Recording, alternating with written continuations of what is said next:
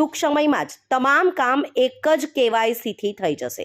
કેન્દ્ર સરકાર ટૂંક સમયમાં યુનિફોર્મ કેવાયસી નિયમો લાગુ કરી શકે છે. નમસ્કાર દર્શક મિત્રો, ખબર છે .com હું માલવિકા આપનું સ્વાગત કરું છું. મિત્રો, આજે આપણે વાત કરીશું કેવાયસી વિશે. જી હા, કેવાયસી આપણા બધાના જીવનનો એક ભાગ બની ગયો છે. બેંક ખાતું ખોલાવવું હોય, વીમો લેવો હોય કે સ્ટોક કે મ્યુચ્યુઅલ ફંડમાં રોકાણ કરવું હોય, આ તમામ કાર્યો માટે આપણે વિવિધ કેવાયસી પ્રક્રિયાઓમાંથી પસાર થવું પડે છે. હવે એવું નથી કે એક જગ્યાએ કેવાયસી થાય તો દરેક જગ્યાએ કામ થઈ જાય.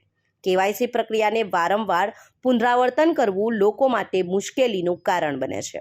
આ પ્રક્રિયાના પેપરવર્ક, સમય અને ખર્ચને ઘટાડવા માટે એક કેવાયસી સિસ્ટમ લાગુ કરવાની દરખાસ્ત કરાઈ છે. એટલે કે ટૂંક સમયમાં જ તમામ કામ એક જ કેવાયસીથી થઈ જશે. કેન્દ્ર સરકાર ટૂંક સમયમાં યુનિફોર્મ કેવાયસી નિયમો લાગુ કરી શકે છે. જી હા, આ અંતર્ગત બેંક, વીમા, મ્યુચ્યુઅલ ફંડ અને અન્ય નાણાકીય ક્ષેત્રો માટે માત્ર એક જ કેવાયસી હશે.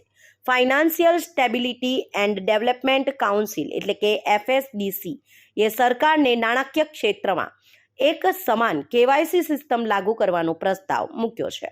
હાલમાં ગ્રાહકોએ જ્યારે પણ બેંક ખાતું ખોલાવવું, મ્યુચ્યુઅલ ફંડ અથવા શેરોમાં રોકાણ કરવું અથવા વીમા પોલિસીની ખરીદી કરવી, ત્યારે તેમને વારંવાર કેવાયસી સબમિટ કરવું પડે છે. આ સમસ્યાનો સામનો કરવા માટે નાણામંત્રી નિર્મલા સીતારમણની આગેવાની હેઠળની નાણાકીય સ્થિરતા અને વિકાસ પરિષદે એક સમાન કેવાયસી સિસ્ટમ લાગુ કરવાનો પ્રસ્તાવ મૂક્યો છે.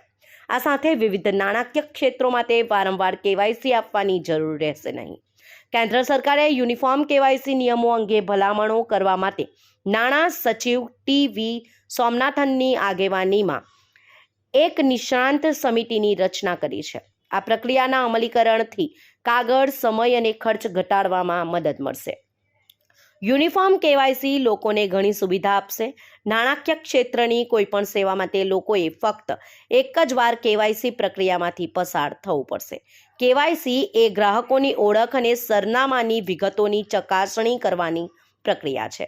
શેર, મ્યુચ્યુઅલ ફંડ, વીમો અને બેન્કિંગ જેવા કોઈપણ નિયમનકારી નાણાકીય ઉત્પાદનોને એક્સેસ કરવાની મંજૂરી આપવામાં આવે તે પહેલાં કેવાયસી આવશ્યક છે. સાથે જ નાણાકીય સંસ્થા ગ્રાહકોને સમયાંતરે તેમની કેવાયસી વિગતો અપડેટ કરવા માટે પણ કહે છે.